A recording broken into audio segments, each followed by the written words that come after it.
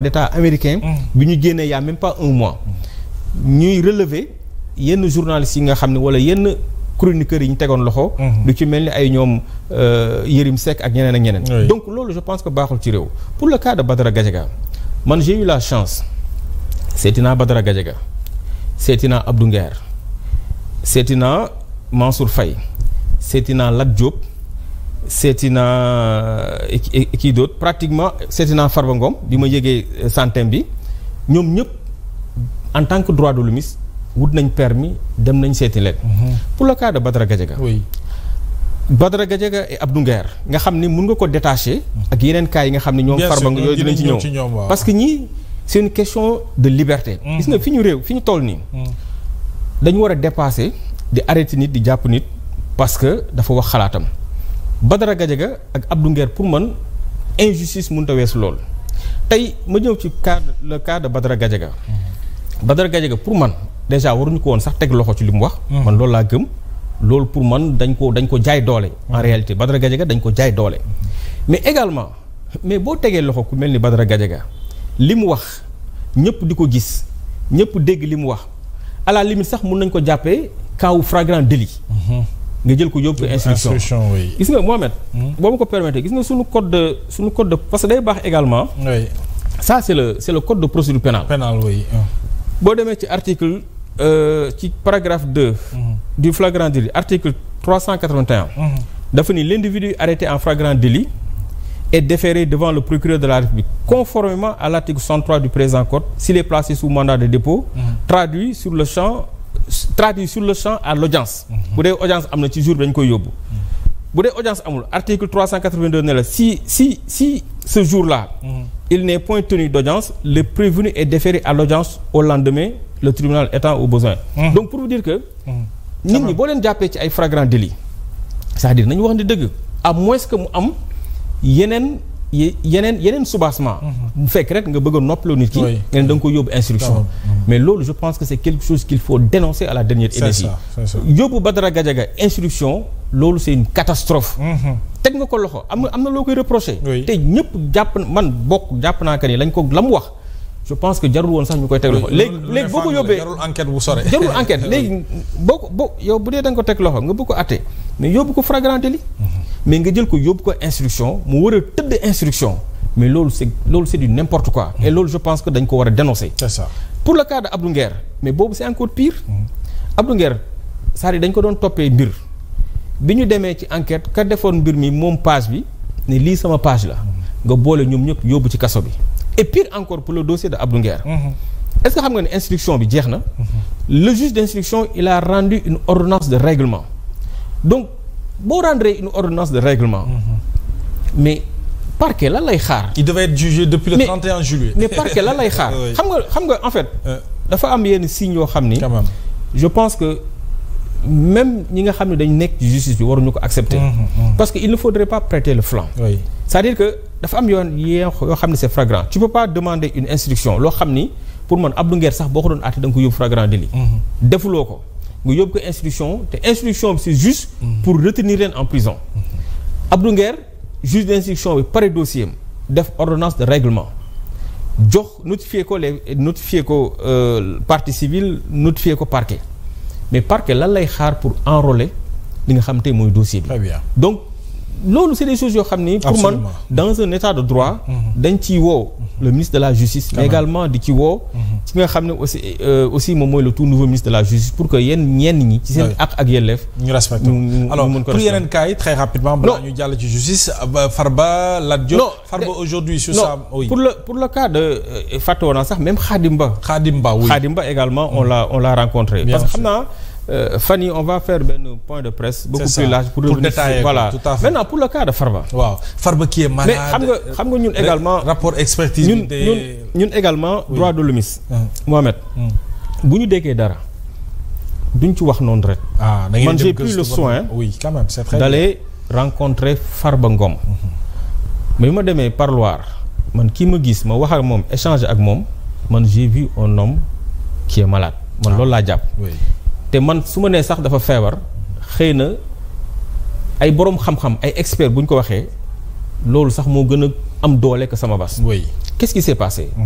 Farba Ngom dañ koy topp ñun topp bi à chaque fois dama koy wax dugguñu ci biir moo def wala deful. ñun loolu duñ ci àddu. am nañ ay magistrats yoo xam ne jàpp nañ ko ni xarañ nañ. dinañ ko topp.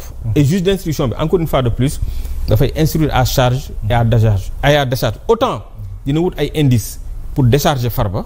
autant dina wut ay indices pour charger ko bu paree nag bi ci ëpp lu ci war a am rek dina ko def. mais Farba actuellement ses avocats dañu dugal benn. liberté provisoire benn liberté provisoire waaw parce que tout simplement jàpp nañ que ni. benn rapport médical pour wane que ni Farba dafa feebar. mais juge bi également moom gëmu leen wala boog am na émettre na ay doute ci rapport boobu. donc il est tout à fait loisible. que moom également mu commettre d'autres experts. mu saisir ñi nga xam te ñoom ñooy l'ordre des médecins. leen dama bëgg ngeen saytul ma wér-gu-yaramu Farba. mais médecins yi bi ñu demee def seen contre expertise ñëw ne ko kii waxuma sax feebar. li gën a garaaw la mais buñ sàgganul mun na dee ci kaso bi léegi ñun. je rappelle également que je suis juriste de formation. bien sûr. suñu code de procédure pénale. xam nga day baax parfois Mohamed bu ñuy waxtaan. absolument waaw voilà boo xoolee suñu code de procédure pénale. article 140 may mu tuuti rek ma liiral la ko. parce que moom mooy wax que ni ki nga xam ne dañ ko teg loxo. bon ci ay blanchiment détournement de deniers publics le mandat de dépôt est obligatoire. oui mais bu fekkente ni pour ñu mën a lever mandat de dépôt bi soit dafay am contestation sérieuse wala mu rembourser wala mu cautionner wala boog mu feebar. déglu code bi article 140 lu mu wax code de procédure pénale mu ne à l'encontre des personnes poursuivies par application des articles 152 à 155 du code pénal le juge d'instruction délivre obligatoirement un mandat d'arrêt si l'inculpé est en fuite. Mandat de dépôt lorsque le montant du manquant initial est égal ou supérieur à 100 000. mu ni dans les cas ci-dessous où les mandats d'arrêt ou de dépôt sont obligatoires il ne peut être donné main levée que si au cours de l'information surviennent des contestations sérieuses ou le remboursement ou le cautionnement de l'intégralité du montant mais dafa am exception mu ni il n'y a d'exception aux dispositions des 2 premiers alinéas que si selon le rapport d'un médecin commis en qualité d'expert l'état de santé du détenu est incompatible avec le maintien en détention même dans un centre hospitalier. muy pavillon spécial. donc bu fekkente ni un environnement carcéral. voilà donc pour vous dire. quand même xam nga yii. yii dafay baax ñu koy fàttali. ñun en fait on l'a pas inventé. non c'est le code de procédure pénale. maintenant nag ñun également. en tant que légaliste. dañuy bëgg parfois li nga xam ne moo ñu tënk ñun ñëpp. muy les textes. ñu di ko appliquer donc sur le cas de Farba. très bien ñun et puis ñun également. man je suis un combattant man c'est-à-dire que su ma mënee un combat tant que combat bi aboutirul aw ma ci satisfaction. parfois voilà doo bëgg a taxaw. donc loolu rek moo ñu dal. sur le cas de Farba Ngom et puis ñuy demander. à ce que nañ ko defal. li nga xam tey moom mooy résidence surveillée sous bracelet électronique loolu également. xam naa ne du ma ci mën a ñëwaat. mais suñu code de procédure pénale moom moo ko prévoir. maintenant pour les autres cas. par exemple Mansour Faye également.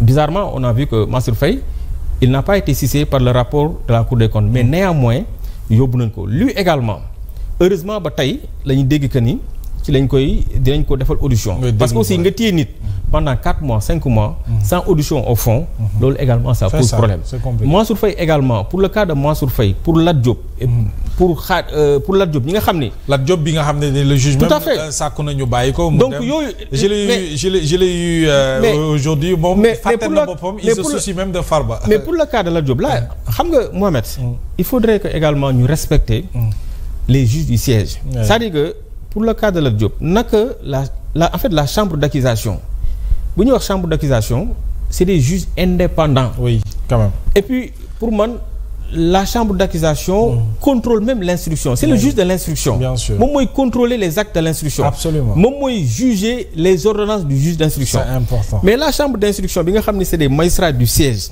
Des magistrats tout à fait indépendants. Parce que man su may wax l'indépendance de la justice dama koy tënk dama koy mesurer.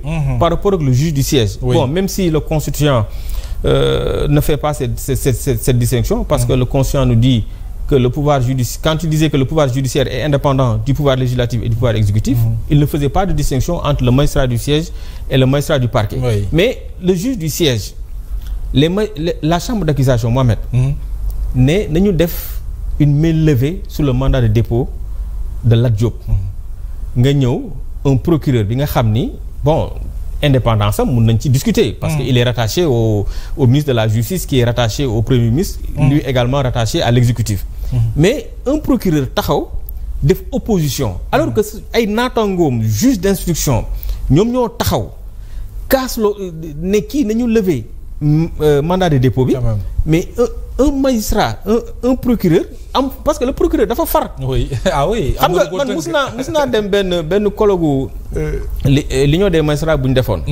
man j'ai entendu un magistrat di un magistrat certainement c'est un juge du siège. di ŋàññ l'excès de pouvoir du procureur. Oui. Un magistrat ne un procureur c'est-à-dire ni ñu ko déjà moom c'est une partie au procès. procureur dafa am fu mu far. am fu mu féete.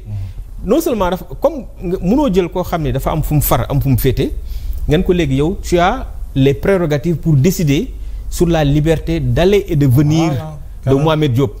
parce que moom far na ba pare. moom jàpp na ni que ni yaa def. donc kon kooku nga jox ko prérogative ne ko yow yaay décider. est-ce que kii day dem wala est-ce que kii day toog. ba pare nga joxaat ko sañ-sañ. juge du siège bi nga xam ni il est indépendant. ne nañu def main levée sur le mandat de dépôt de Lat Diop. juge procureur bi def opposition. donc yooyu. je pense que c'est des choses yoo xam ni. voilà le cas de Khadim Ba également. bon on a vu lui également. Khadim Ba. parce que dossier yi ma lay wax ni yëpp Mohamed. waaw ñun dañ ko. voilà dañ ko càmbar dañ ko gëstu. donc lui également on a vu Khadim Ba que dafa am ci affaire échange ak bateau yooyu ñu ko doon toppee. juge d'instruction bi d'après les informations qu'on a. demandé benn expertise ñu xool est-ce que il est en règle. juge d'instruction bi également bi mu ñëwee wane carrément que ni Khadim Ba il est en règle maintenant.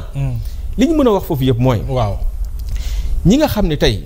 muy Khadim Ba. di ay Lat Diop. Mansour Faye. di ay Farba. ñi nga xam ne tey jàpp nañ que ni. ils sont assez de garantie de représentation en justice. mais lan moo tax mënuñu leen defal bracelet électronique. c'est la grande question ñu permettre leen. ku ci mel ne Khadim Ba mu dem liggéey. bu dee dafa am préjudice boo xam ni da ko war a fay ci koppar.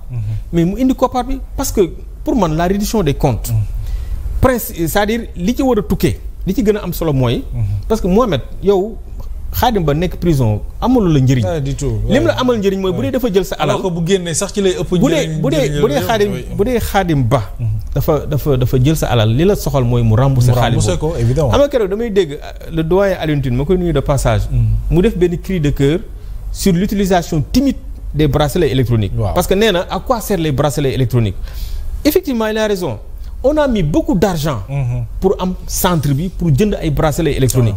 donc ay Mansour Faye yi nga xam ne da lay leer ni que duñ daw ay Lat Diop ay Farba Ngom ay nu mu tuddati Khadim Ba.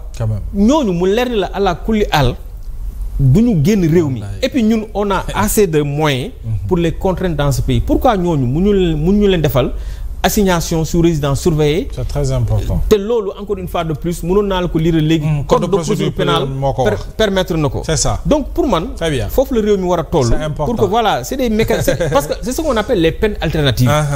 c'est dans le code de procédure pénale. ah oui on a donc il faudrait qu'aujourd'hui que ñu mettre en exergue. les peines alternatives. très bien alors waxtu bi jeex na tàkk mais mënuñu jeexal te waxtaan bi am na solo loolu Babacar waxaluñu te waxaluñu.